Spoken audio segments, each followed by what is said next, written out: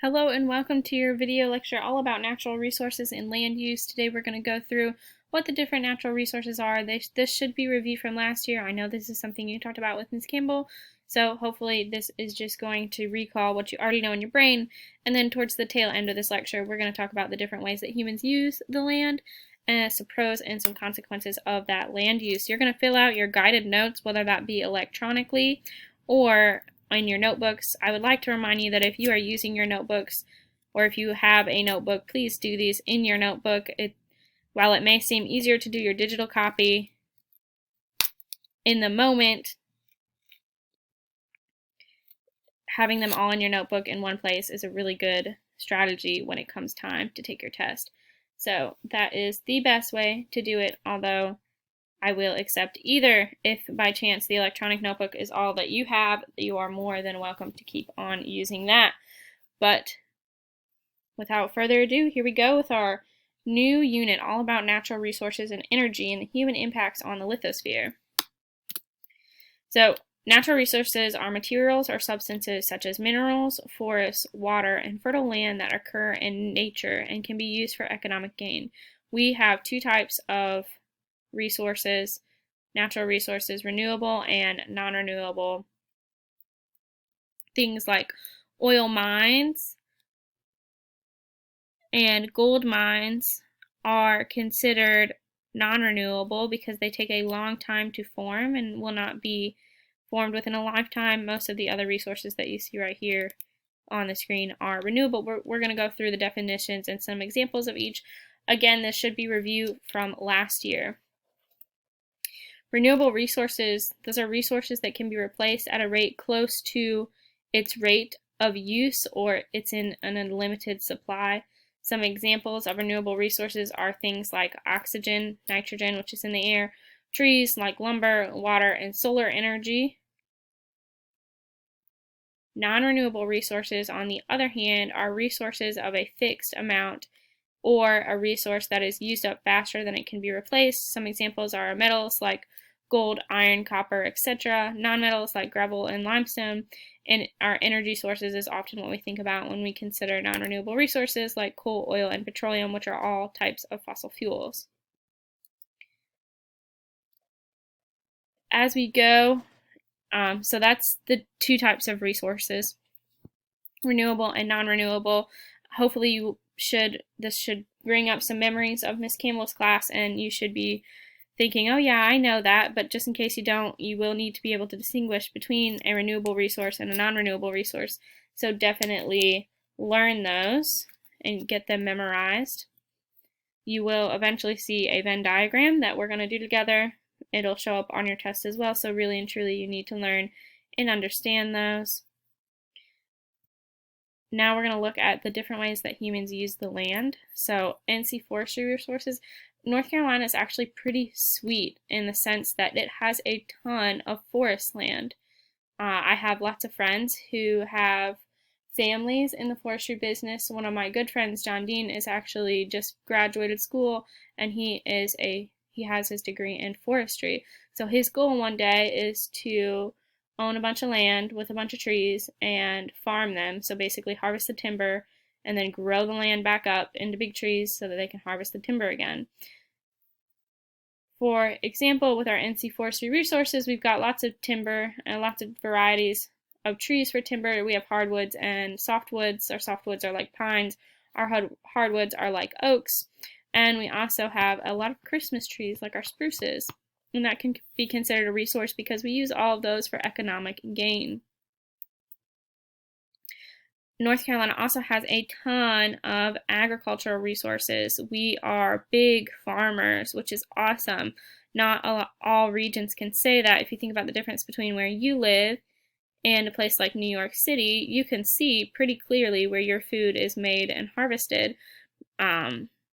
Someplace like New York City, that is very, very different. So we have a lot of field crops. Primarily, we do tobacco, cotton, and soybeans, although we also do corn and wheat and grass. Although we don't eat grass, we put sod on our lawn, so maybe that doesn't count. We also have a lot of livestock. We have turkeys, we have fish, we have cows, we have pigs. We're big on pigs here, and we have chickens as well. Those are all underneath my map of North Carolina here. This is kind of broken up by region. You can see Bladen County is in that blue region right there. We've got tobacco right here, watermelon. We've got a lot of hogs, and we're pretty famous for Smithfield Hog Processing Farm, right? Not farm, farm's the wrong word. Facility, factory right there. And you've got cotton as well, which you can see here in Bladen County. We've got lots of blueberries and peanuts, although they're not listed here. As you move towards the west, you can see we've got lots of our freshwater fish right here, Christmas trees. You can see apples right there in the mountain regions, tomatoes if you move more into the Piedmont, pickles like in our Mount Olive, and so forth. So we've got lots of good things that we have to offer the country. All right, so our land uses, I guess that wasn't considered land use, although I definitely think it is. Those are maybe were more resources. Here's how we use the North Carolina, or the land that we have. The first so industrialization is a big vocab word that I need you to know and understand. Industrial Revolution refers to the large-scale introduction of manufacturing, so making things, advanced technical enterprises, so like factories, and other productive economic activity into an area, society, and country. So this is the idea that we started to build factories. And if you should recall from Mr. Connor's class, hopefully you've already learned about the Industrial Revolution. Before the Industrial Revolution, we were very small scale, and our agriculture looked different. We pretty much supplied our own food. We had like backyard gardens and our own cattle, and then we moved towards more mass scale agriculture like what we're seeing right now because of the Industrial Revolution, and we're definitely paying for that a little bit, but we're getting ahead of ourselves. That's what we're going to learn in the next couple lectures. But industrialization, that's the vocab word with the definition right there. Some consequences of industrialization are positives is we had a lot of unskilled job growth, and unskilled is not exactly the word. It doesn't mean like a negative. I know unskilled comes with a negative connotation or a negative feeling, but that's not necessarily what it means. It means like the line workers in the factory who don't necessarily have to go and get an education for, like and you need to be trained, but you don't need to go to college and write essays for. You can go directly into the job field, and it provides a lot of economic opportunity, so a lot of money and financial growth there for the businesses, not only, but also the people themselves. Factory workers actually make a lot of money, sometimes like $15 an hour, which is pretty good pay for sure, and can work all the way up to like $23 an hour. So factory job is definitely nothing to be ashamed of. It's good work and good money. I had a lot of friends growing up who would work their summers at factories because they did pay so well, especially after you turned 18 because you were allowed to. And they made a lot of money before they went off to college doing that, but that was up north in Ohio. Negative impacts of industrialization: lower paying jobs, poor working conditions often came along with that, urbanization, which we'll talk about on the next slide, and a lack of environmental awareness. So these factories came up and they really didn't pay any attention to the consequences to the environment that they were putting their factory in.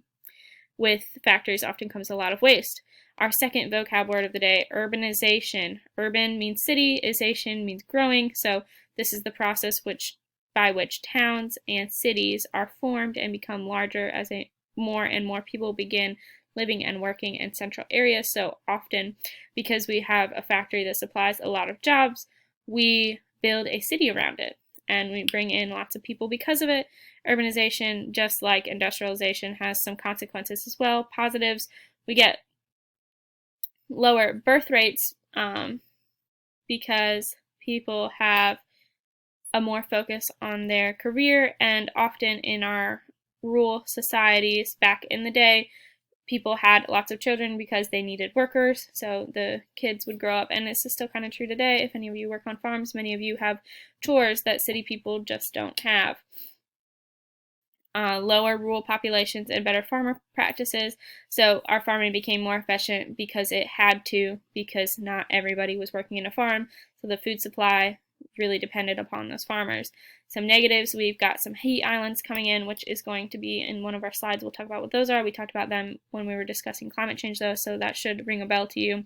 Destruction of natural habitat and waste. Anytime you build a city, we are taking the habitat of animals, and waste is definitely something to think about. We first messed up the environment before we realized that our waste wasn't going where it should, be that trash or like bodily waste. High energy consumptions and temperatures takes a lot to run a city, and a higher percentages of health problems because more people are more collected. I told you we talked about heat islands. Heat islands are, and this is a review because we talked about it in our climate change. Heat islands are when a city has an increased temperature due to lots of asphalt or black pavement, buildings, and other darker structures that absorb and hold heat longer than natural environments. So we find that around our city it is generally warmer because of all of the low albedo structures. Remember, the darker the color, the less it's going to reflect light and the more it's going to absorb, meaning the warmer it's going to be. And because we have little vegetation and lots of evaporation, it's generally warmer in a city than it is in the surrounding countryside. So in our bubble right here, this red city area is generally going to be a couple degrees warmer than the Christmas trees on the outskirts because they have a higher albedo. But we learned about that when we talked about climate change. Some consequences of these urban heat, the heat islands, mostly they're negative. There are no positive consequences at all with this. We see an increased temperature from 1 degrees to 10 degrees Fahrenheit around our cities. That's not good. We talked about the warmer environment is increasing the water vapor.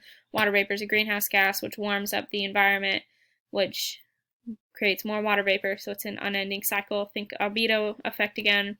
We see an increased energy demand in these urban heat islands, and it strains our wildlife. They don't want to be in this warm area. We don't want to be in this warm area. It's just not good. Mitigation. So remember, mitigation is one of our fancy science words that means to decrease the damage. Mitigation. In order to combat heat islands, efforts through mitigation have been made.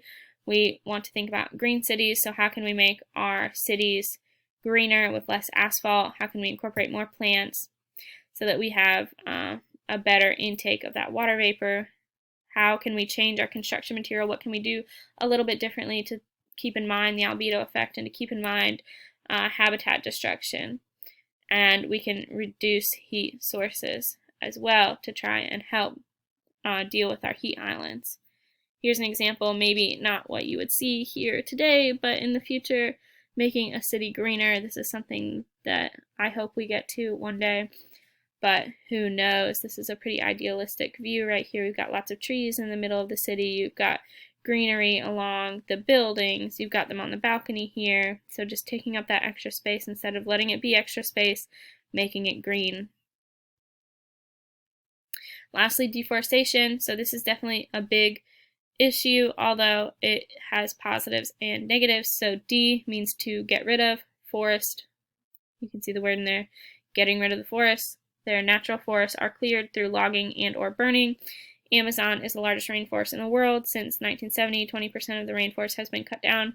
This is definitely an issue. Our rainforests are being cut down because they want the timber, because they want the land to farm, or because there's something in the rainforest they want to harvest. One of the biggest thing, or one of the hot topic buttons in science today is palm oil.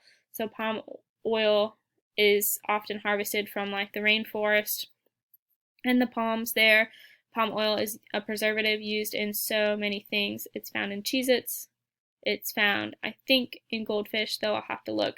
It's even found in some cosmetic things, but so we use it a lot, and because of that, we have to harvest it a lot, causing a lot of deforestation, which is not good. We want to keep the trees so that we can help cycle out that carbon dioxide in our atmosphere.